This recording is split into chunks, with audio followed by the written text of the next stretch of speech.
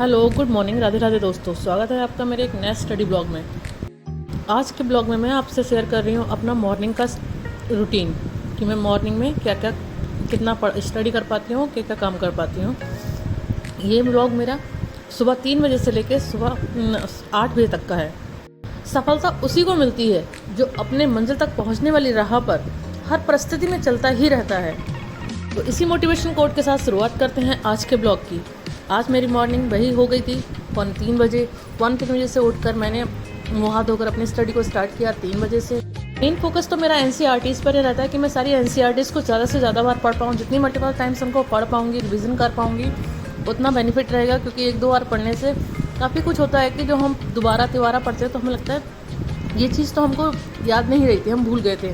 बहुत सारी चीज़ें होती हैं उसमें, बहुत डीप नॉलेज है जो बहुत ही कम शब्द में, मतलब कम वर्ड्स में उसको बहुत डीपली कुछ ना कुछ समझाया गया है, बताया गया है। तो मेन बुक्स हैं, हमें वो भी पढ़नी है। तो मैं रमेश सिंह जो बुक है मेरी इकोनॉमिक्स की, उसको एक बार मैंने स्टडी कर रखा है, लेकिन जैसे कहते हैं सेल्फ स्टडी उस तरह से नहीं कर रखा है। यूट्यूब से जो ऑनलाइन क्लासेस होती हैं मैंने उसकी तरह से पढ़ा था। पूरी बुक कंप्लीट करी हुई है, पढ़ी हुई है, लेकिन यूट्यूब पर जैसे सर पढ़ाते थे मैं उसको बुक खोलकर पढ़ती थी, हाईलाइट करती थी, वो उस तरह से मेरी पढ़ी हुई है।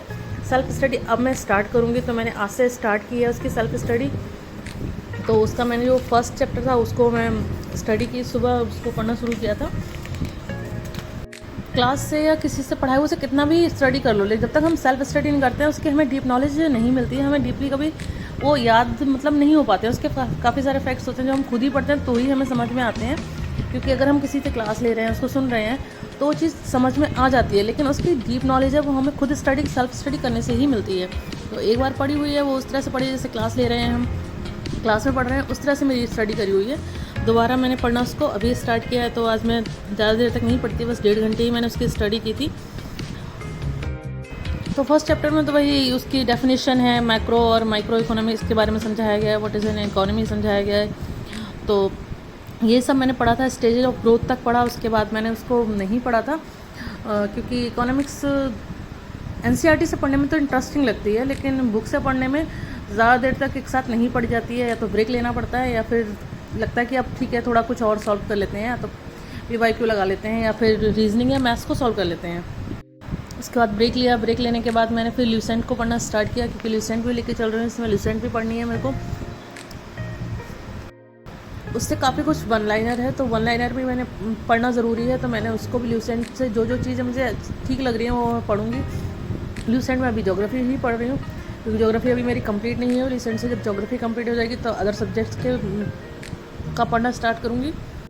मॉर्निंग में मैंने 1.5 घंटे के 2 स्लॉट्स में स्टडी की, एक में ज्योग्राफी और दूसरे में इकोनॉमिक्स की थी। पहले मैं इकोनॉमिक्स की थी, दूसरे में ज्योग्राफी की थी। इस तरह से 1.5 घंटे के 2 स्लॉट लिए थे। पूरे 1.5 घंटे का नहीं हुए, क्योंकि लास्ट वाला जो सेकंड वाला था वो थोड़ा कम हुआ, क्योंकि उसमें 10 मिनट का ब्रेक भी लिया था, और 6 बजे मैंने अपनी स्टडी को बंद कर दिया था। क्योंकि 6 बजे से फिर घर के काम करने थे, बच्चों के भी स्कूल खुल रहे हैं, तो घर के काम में भी थोड़ा टाइम लगता है, तो बच्चों को उठाना, तैयार करना, इन सब में टाइम लगता है। तो 6 बजे से मैं अपनी स्टडी को बंद कर दी, जिससे कि अपने घर के काम को प्रॉपर टाइम पे कर सकूं और बच्चों के स्कूल को लेट ना हो।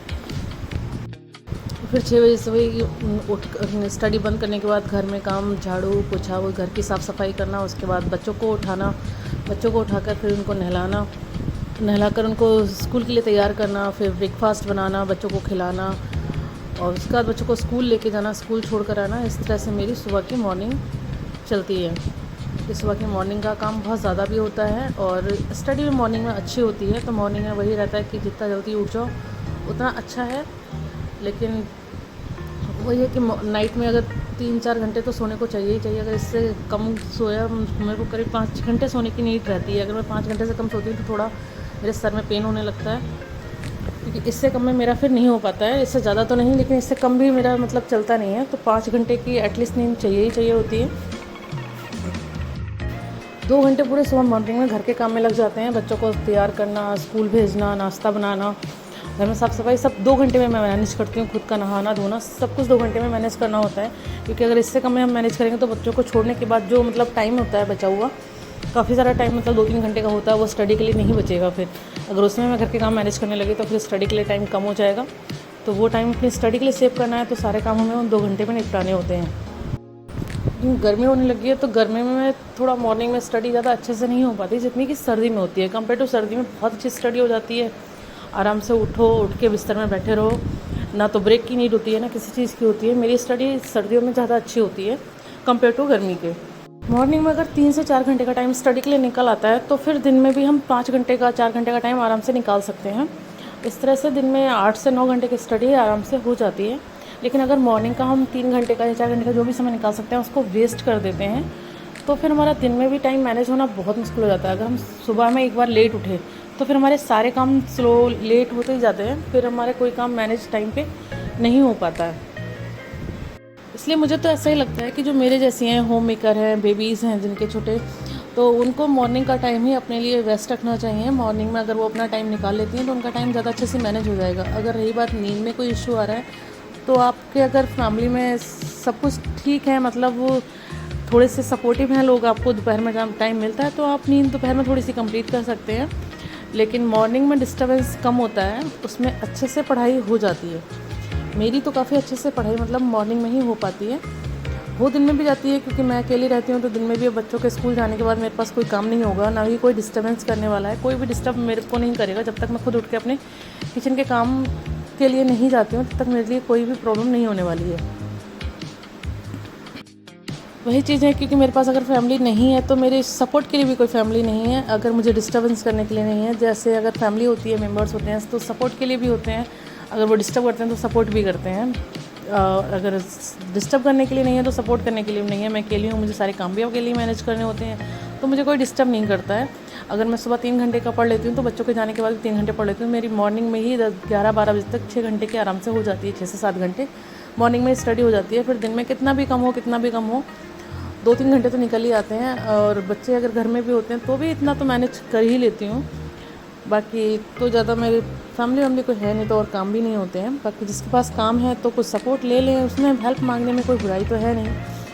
अगर हमें पढ़ना है, अपने लिए कुछ करना है तो हमें हेल्प भी मांगनी होगी। और हम खुद जब हेल्पफुल बनेंगे किसी के लिए, हम अपना बिहेवियर बहुत पोलाइट रखेंगे तो हेल्प मिलती है। ऐसा नहीं है कि हेल्प नहीं मिलेगी।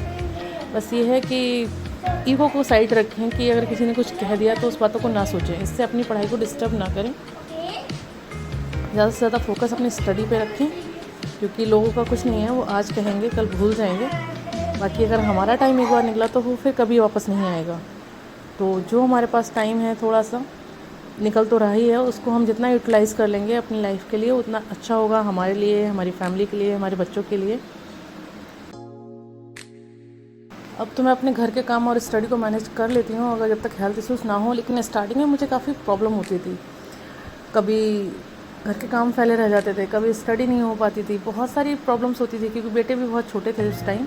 अब थोड़े बेटे बड़े हो गए हैं, थोड़े समझने लगे हैं। उनसे अगर मैं दोपहर में अगर उन्हें नहीं सोना हो, मैं बोल दूँ कि बेटा मुझे सोना है, तो वो आराम से खेलते रहते हैं रूम के अंदर ही, बाहर भी नहीं जाते हैं। तो हर चीज़ मतलब धीरे धीरे मैनेज होती है। मैनेज करना अगर अभी से हम स्टार्ट करेंगे तो मैनेज हो जाएगी। लेकिन अगर हम कोशिश ही ना करें तो फिर कोई चीज़ मैनेज नहीं होगी, वो हमारे सर पे यूं ही खड़ी रहेगी क्योंकि हमें ऐसा लगता है कि ये चीज़ एक बर्डन है। जब तक हम उसको सॉल्व करने की कोशिश नहीं करेंगे वो हर चीज़ हमारे लिए एक बर्डन बनी रहती है। तो वही मेरा कहना है कि थोड़ी सी कोशिश कीजिए, आगे बढ़िए, हिम्मत कीजिए और लग जाइए अपने सपनों की ओर। मैं अपनी स्टडी को, घर को मैनेज कर लेती हूँ आराम से, ऐसी कोई दिक्कत नहीं होती है। बाकी हेल्थ इशूज़ में तो अगर कोई स्टडी नहीं भी कर रहा है, अपने लिए टाइम नहीं निकाल रहा है, फिर भी डिस्टर्बेंस होता ही है। तो इस चीज़ों से ना घबराएं, ना डरें, अपनी हिम्मत को बनाए रखें, अपने रास्ते पे चलते रहें और अपनी स्टडी को कंटिन्यू करें। स्टडी के लिए टाइम निकालें, अपने लिए टाइम निकालें। आपको मेरा ब्लॉग कैसा लगता है? अच्छा लगता है तो प्लीज़ लाइक करें, सब्सक्राइब करें